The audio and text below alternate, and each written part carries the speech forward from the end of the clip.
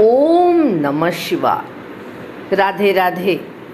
आइए सुनते हैं नाग पंचमी व्रत कथा। नाग पंचमी की संपूर्ण व्रत कथा भविष्य पुराण से इसके पाठ बिना अधूरी मानी जाएगी। आपकी पूजा। आइए सुनते हैं नाग पंचमी की यह एक सच्ची कथा। नाग पंचमी पर नाग देवता की पूजा करने से आपको उत्तम लोक की प्राप्ति होती है और सर्पदंश का भय दूर होता है। नाग पंचमी का व्रत जो लोग करते हैं उनके लिए नाग पंचमी का व्रत कथा का पाठ करना अनिवार्य होता है। मान्यता है कि नाग पंचमी के दिन भविष्य पुराण में बताई गई इस कथा का पाठ करने से आपको इस लोक में उत्तम फल की प्राप्ति होती है और आपके कुल में सर्पदंश से किसी की मृत्यु नहीं होती। आइए सुनते हैं यह कथा विस्तार से। सुमंतु मुनि बोले, राजन, अब मैं पंचमी कल्प का वर्णन करता हूँ। पंचमी तिथि नागों को अत्यंत प्रिय है और उन्हें आनंद देने वाली इस दिन नागलोक में विशिष्ट उत्सव होता है। पंचमी तिथि को जो व्यक्ति नागों को दूध से स्नान कराता है उसके कुल में वासुकी, तक्षक, कालिया, मणिभद्र, ऐरावत, धृतराष्ट्र, करकोटक तथा धनंजय ये सभी बड़े बड़े नाग अभयदान देते हैं। उसके कुल में सर्प का भय नहीं रहता। एक बार माता के श्राप से नागलोक जलने लग गए थे, इसलिए उस दाह की व्यथा को दूर करने के लिए पंचमी को गाय के दूध से नागों को नहलाया गया। आज भी लोग स्नान कराते हैं, इससे सर्प भय नहीं रहता है। राजा ने पूछा, महाराज, नाग माता ने नागों को क्यों श्राप दिया था और फिर वे कैसे बच गए? इसका आप विस्तार पूर्वक वर्णन करें। सुमंतु मुनि ने कहा, एक बार राक्षसों और देवताओं ने मिलकर समुद्र मंथन किया। उस समय समुद्र से अतिशय श्वेत उच्चैश्रवा नाम का एक अश्व निकला। उसे देखकर नाग माता कद्रू ने अपनी सौतविनता से कहा कि देखो, यह अश्व श्वेत वर्ण का है परंतु इसके बाल काले दिख पड़ते हैं।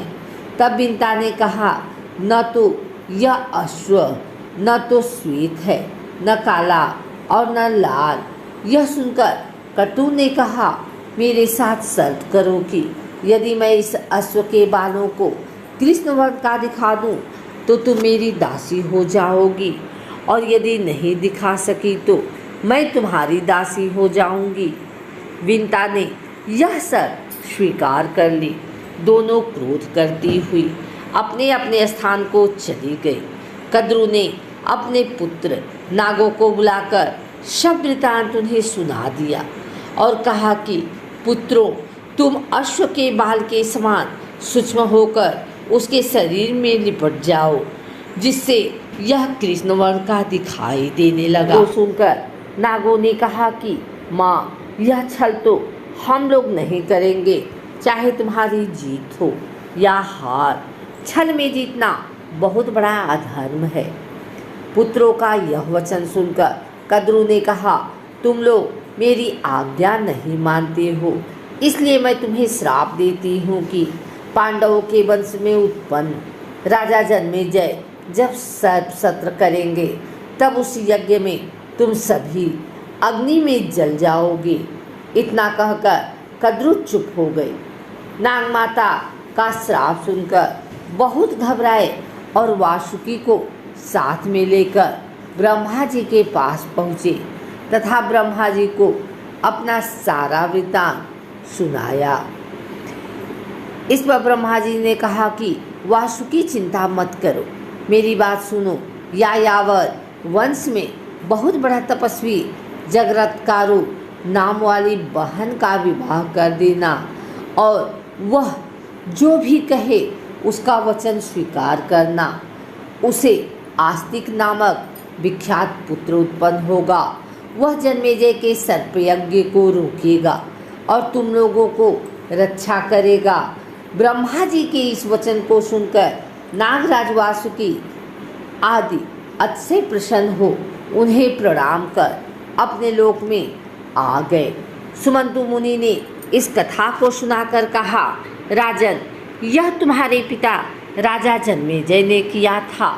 यही बात श्री कृष्ण भगवान भी युधिष्ठिर से कह रहे थे कि राजन, आज 100 वर्ष के बाद सर्प यज्ञ होगा, जिसमें बड़े बड़े विषधर और दुष्ट नाग नष्ट हो जाएंगे। करोड़ों नाग जब अग्नि में दग्ध होने लगे, तब आस्तिक नामक ब्राह्मण सर्प यज्ञ रोककर नागों की रक्षा करेगा। ब्रह्मा जी ने पंचमी के दिन वर दिया था और आस्तिक मुनि ने पंचमी को ही नागों की रक्षा की थी। अतः पंचमी तिथि नागों को बहुत प्रिय है। पंचमी के दिन नागों की पूजा कर यह प्रार्थना करनी चाहिए कि जो नाग पृथ्वी में, आकाश में, स्वर्ग में, सूर्य की किरणों में, सरोवरों में, वापी, क्रूप, तालाब आदि में रहते हैं, वे सब हम पर प्रसन्न हो। हम उनको बार बार नमस्कार करते हैं। इस प्रकार नागों को विसर्जित कर ब्राह्मणों को भोजन कराना चाहिए और स्वयं अपने कुटुंबियों के साथ भोजन करना चाहिए। प्रथम मीठा भोजन करना चाहिए, अनंतर अपनी अभिरुचि के अनुसार भोजन करें। इस प्रकार नियमानुसार जो पंचमी को नागों का पूजन करता है, यह श्रेष्ठ विमान में बैठकर नागलोक को जाता है और बाद में द्वापर में बहुत पराक्रमी, रोहित तथा प्रतापी राजा होता था। इसलिए घी, खीर तथा गुग्गुल से इन नागों की पूजा करनी चाहिए।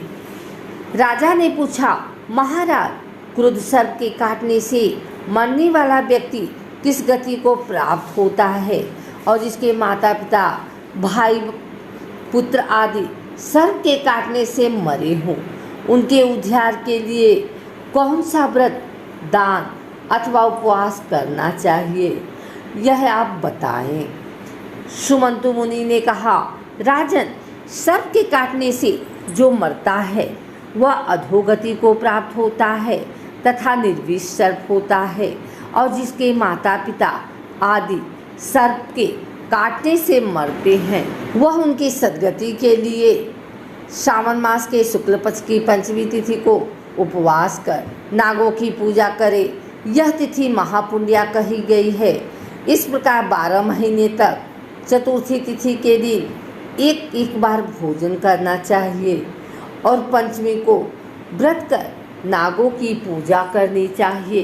पृथ्वी पर नागों का चित्र अंकित कर अथवा सोना, कांच या मिट्टी का नाग बनाकर पंचमी के दिन करिवर, कमल, चमेली आदि पुष्पगुंध, धूप और विविध नैवेद्यों से उनकी पूजा कर घी, खीर और लड्डू उत्तम 5 ब्राह्मणों को खिलाएं। अनंत, वासुकी, शंख, पद्म, कंबल, करकोटक आदि 12 नागों की क्रमशः पूजा करें। इस प्रकार वर्ष पर्यंत व्रत एवं पूजन व्रत की पालना करनी चाहिए। बहुत से ब्राह्मणों को भोजन कराना चाहिए। विद्यमान ब्राह्मण को सोने का नाग बनाकर उसे देना चाहिए। यह उद्यापन की विधि है। राजन, आपके पिता जन्मेजय ने भी अपने पिता परीक्षित के उद्धार के लिए यह व्रत किया था और सोने का बहुत भारी नाग तथा अनेक गौवें ब्राह्मणों को दी थी। ऐसा करने पर वे पितृऋण से मुक्त हुए थे और परीक्षित ने भी उत्तम लोक को प्राप्त किया था। आप भी इसी प्रकार सोने का नाग बनाकर उनकी पूजा कर उन्हें ब्राह्मणों को दान करें। इससे आप भी पितृऋण से मुक्त हो जाएंगे। राजन, जो कोई भी इस नाग पंचमी व्रत को करेगा, सांप से डसे जाने पर भी वह शुभ लोक को प्राप्त होगा, और जो व्यक्ति श्रद्धापूर्वक इस कथा को सुनेगा उसके कुल में कभी भी सांप का भय नहीं होगा। इस पंचमी व्रत के करने से उत्तम लोक की प्राप्ति होगी। अगर आपको हमारी वीडियो अच्छी लगी हो तो इसे लाइक करें, कमेंट करें, शेयर करें। हमारे चैनल को सब्सक्राइब करके बेल नोटिफिकेशन ऑल पर सेट कर लें ताकि आगे आने वाली वीडियो सबसे पहले आप तक पहुंच सके। धन्यवाद।